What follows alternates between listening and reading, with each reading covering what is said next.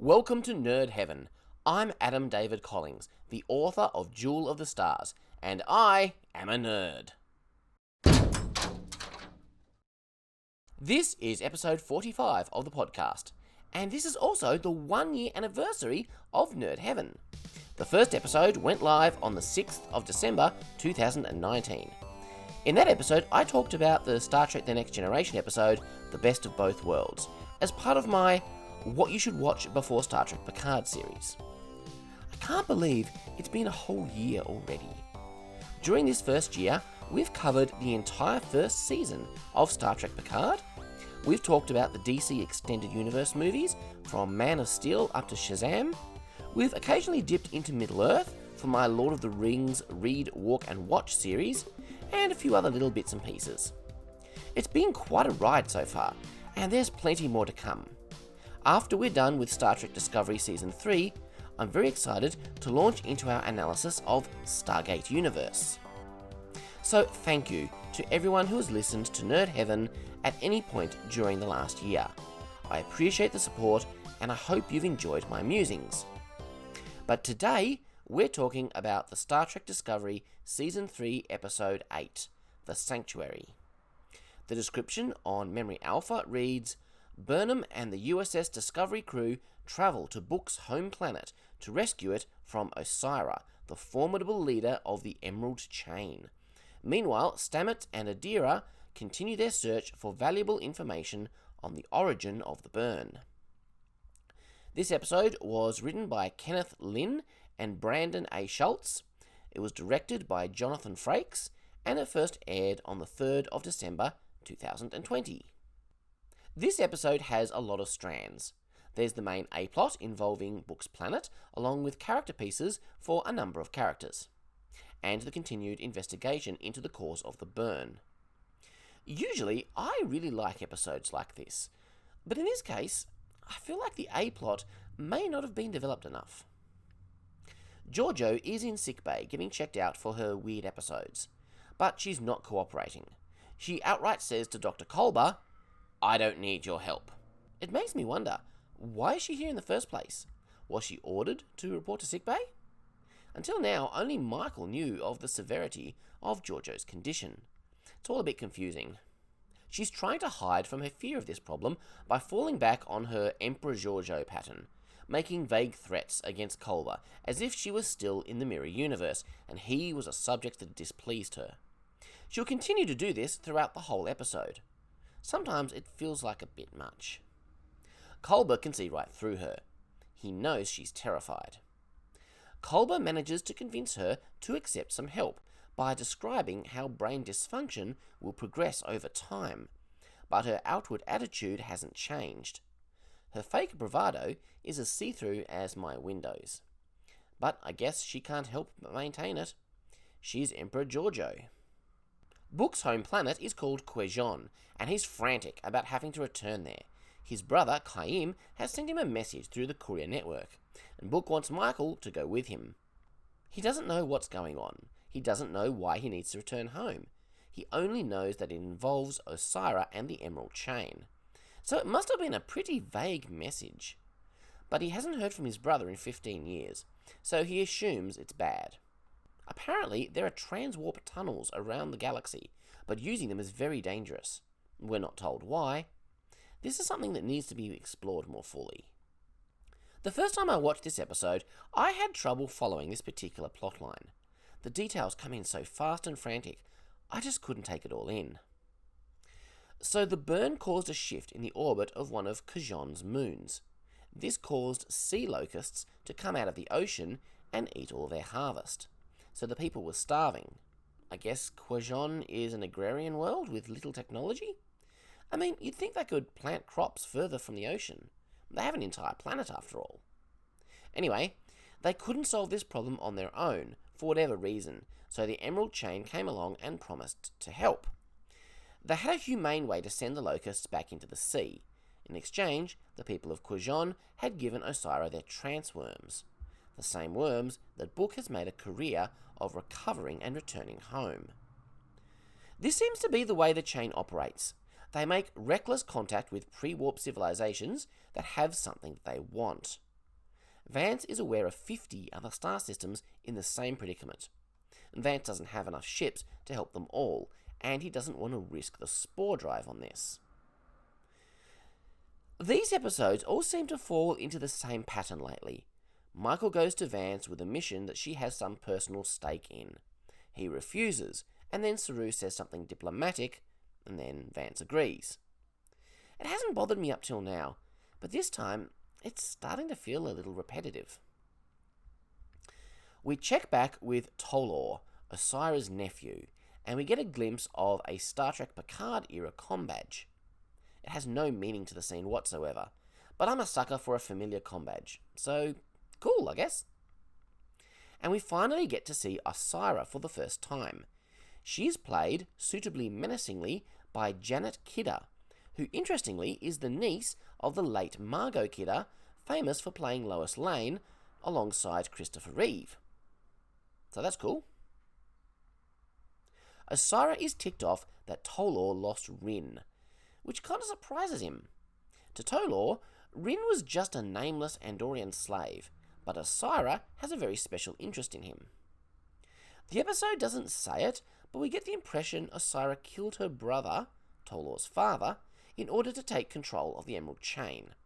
So it comes as no surprise that she's willing to kill Tolor for his failure. She uses the trance worms for overly dramatic executions. Apparently they're so named because they mesmerize their prey before eating them. She promises he won't feel a thing, but his screams tend to suggest a different story. Tilly is settling into her job as acting first officer. Saru is trying to come up with a catchphrase to instruct the crew to carry out their orders. He says that "hit it" was Captain Pike's. Well, Star Trek 2009 had him saying "punch it," and Discovery had him saying "hit it." But if you look back at the cage, Captain Pike was actually the first to say "engage." The current Star Trek writers seem to associate this word solely with Picard, but engage is not really a personal catchphrase.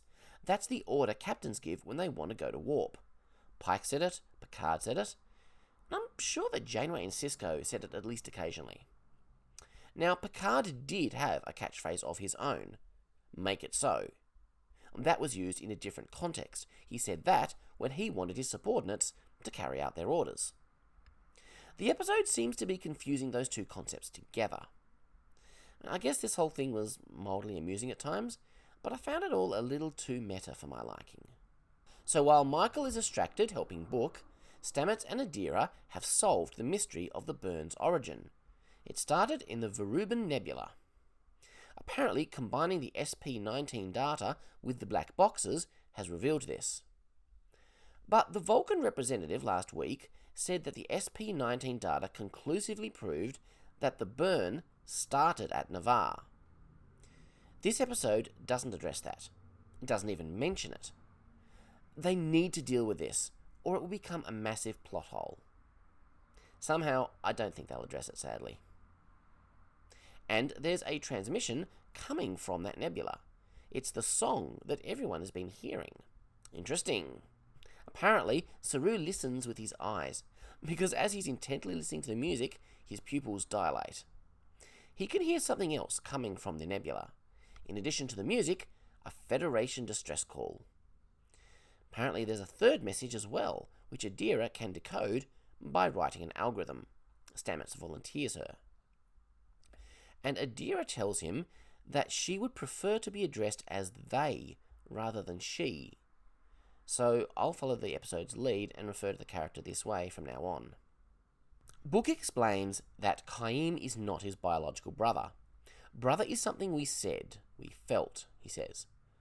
I'm not really sure what he means by this, but it appears to me that perhaps the two of them are maybe in like a religious order of some sort together?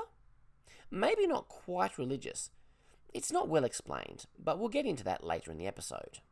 But their relationship was damaged when Kwejian started hunting transworms for the chain, which obviously would have put them at odds. And it seems that Discovery's nacelles aren't always detached. They can join and separate. They attach during the spore drive jump, and then detach after they arrive. Apparently, Discovery has a music room, which makes sense. It would be one of many recreation areas on the ship. I kind of like that there's a place where the crew can just go and jam together. Adira reveals to Stamets that Gray is not talking to them anymore. No idea why. This is interesting. We still don't really understand what caused Gray to manifest like that in the first place. So understanding why it's no longer happening will be difficult. But it's clearly got Adira upset, which is understandable. But on top of that, Adira is really struggling with being joined and having all of these memories of previous hosts. Ezri Dax went through a similar thing after she was joined. Waking up and not knowing who she was. In Ezri's case, she wasn't prepared for the joining. Adira didn't have any training either. The Trill offered it, but they turned it down. Stamets can't really solve that problem, but he can spend time with Adira. So, they play some music together. Apparently, Stamets can play the piano. It's a nice little scene. So, Ryn is recovered from his injuries and is still on board Discovery. I like it when Tilly corrects his attitude and makes him show a little more respect for Saru's rank. He wants to get off the ship. He says something very interesting. Federation help always comes with strings. Tilly is quick to say, no it doesn't. But of course, she only knows so much about the Federation of the 32nd century. Ryn is not the only character in this episode to express similar sentiments. So why does the Federation have this reputation? And is it in any way justified? Saru is happy for Ryn to beam down to Kwejian, if that is his wish, but it may be a dangerous thing to do given that Osyraa's ship will be here in 15 minutes. And again, Ryn thinks the worst when Saru says, however, but he's only looking out for Ryn's interests. The sea locusts are interesting. They float in the air with bladders like hot air balloons. It's funny, I recently watched the first episode of a documentary on Netflix called Alien Worlds. The show uses a lot of imagination to speculate, based on observations of life on Earth, what other planets' life might be like. There was a species in that first episode that very much looked like these sea locusts. Of course, they were predators, whereas the sea locusts are herbivores. And that's the problem, they're feeding on the people's crops. Given how many locusts there are, and so far inland, the planet has obviously not had any repellent for weeks. Book can talk to them using his super nature powers. To be honest, I'd almost forgotten he had that ability. He seems to have a way to commune with other life forms. He can ask them to go, but it's up to them if they agree. These do, and they float away. But trying to convince them all to retreat on a planetary scale is something that has eluded Kwejian's scientists. Book and Michael are in an area called the Sanctuary. I'm not sure why, but it's protected by a field that prevents sensors or transporters, so they're completely on their own. Kaim arrives with armed guards. He doesn't look very welcoming of his brother, who he calls Trex. Apparently, Book changed his name at some point. So they're led away at gunpoint. Georgiou goes back into sickbay for a scan. She seems a little more cooperative now. Both Culber and Pollard are working on her. I really wish they would just tell us who the chief medical officer is on this ship. It is so frustrating. Anyway, Georgiou has one of her episodes while they're scanning her, and everything goes a bit weird. The two doctors are pretty freaked out, and Georgiou's face it kind of turns into a rough polygon model like an early 90s computer game. My wife had a theory that after her interrogation a few episodes back, Georgiou was replaced with a hologram. This visual effect would seem to be evidence of that theory.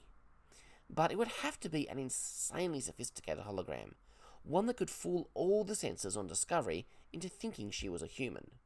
Medical scanners. But this is the 32nd century. I don't know.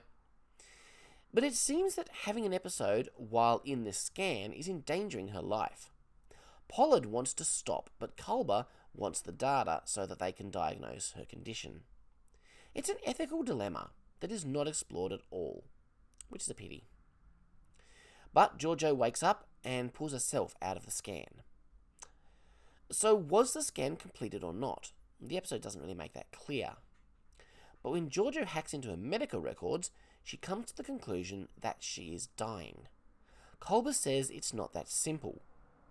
We don't get to hear anything more that is said between them. So Kwejian's job is officially to protect the transworms, but he's doing the opposite. And there's a lot of bad blood between him and Book. Book left once his family started working with the Emerald Chain. So the reason Kwejian called Book here is that Osyraa wants Ryn. She stopped repelling the locusts and will only resume when they hand over Ryn. Saru notes the irony that the Orions are now enslaving so many people, given that many of them, particularly their females, were sold as slaves in the past. In reality, slavery is nothing new to the Orion people. I like the actor that plays Kwejian. He does a great job. I'm not an acting expert, so I don't think I can elaborate on that in any more detail, but I like his performance. Osyraa wants to swap Book for Ryn, but Kwejian is hesitant to hand him over. So Osyraa threatens famine and starts shooting. Seriously, doesn't this planet have replicators? And if they're a pre-warp civilization, how did Book leave? Where did he get his ship? Book is human, more or less. He said so in episode 1. And that makes me think that this is a colony world.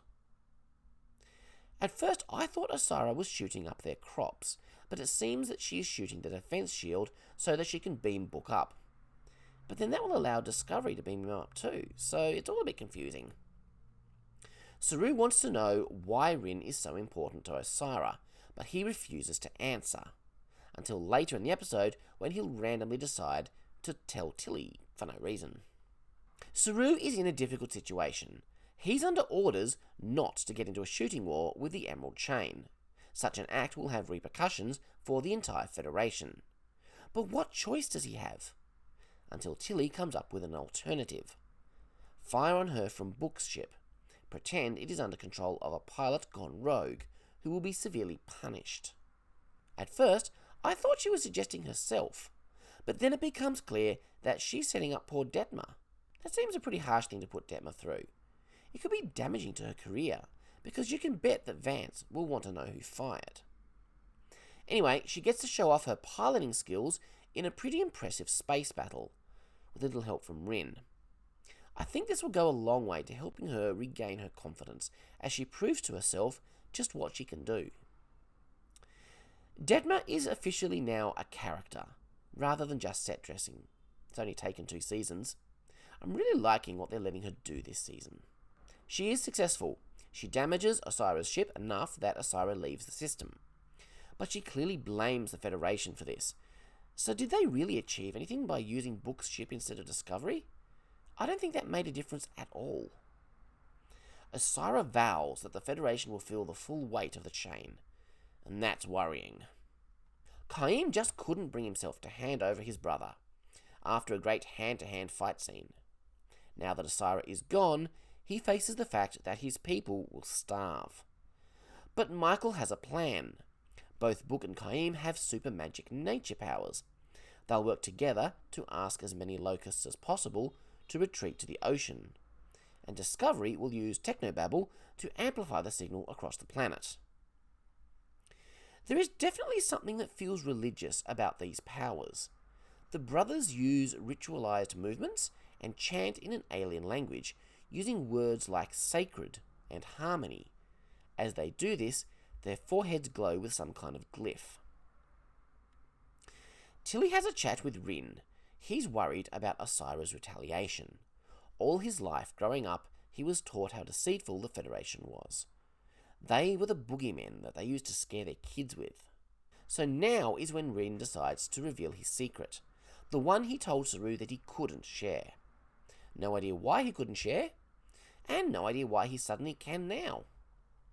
The Emerald Chain are running out of dilithium. I'm not sure why this should be a big secret. Dilithium is scarce. Everyone is running out. Also, apparently, Ryn is the only one who knows. That's why Osyraa wanted him back, so that he wouldn't tell anybody. Which makes no sense. The minute Ryn escaped on a Federation starship, Osyraa should have considered this information compromised. Book admits to Kaihim that although Kwejian is home, Discovery and Starfleet are where differences are being made, and he's liking being around them, which definitely gets Michael to perk her ears up. He says there's a story about why he calls himself Book, a story he doesn't want to tell right now. Okay.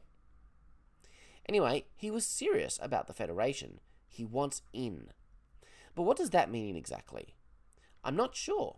Is he wanting to join Starfleet, or just stick around and kind of help them as a civilian advisor? I guess next week we'll reveal that. So that was The Sanctuary. There were a lot of parts I liked about it, but much of it didn't hold together for me. So that was The Sanctuary. There are a lot of parts I liked about it, but much of it didn't hold together well for me. But it plays well into the larger story, so as always, it'll be interesting to see where it's all leading. I'm especially looking forward to them digging deeper into the burn, now that they know where it originated. Next week's episode is called Terra Firma Part 1. In this serialized age of storytelling, it's not often that shows do a traditional two-parter anymore.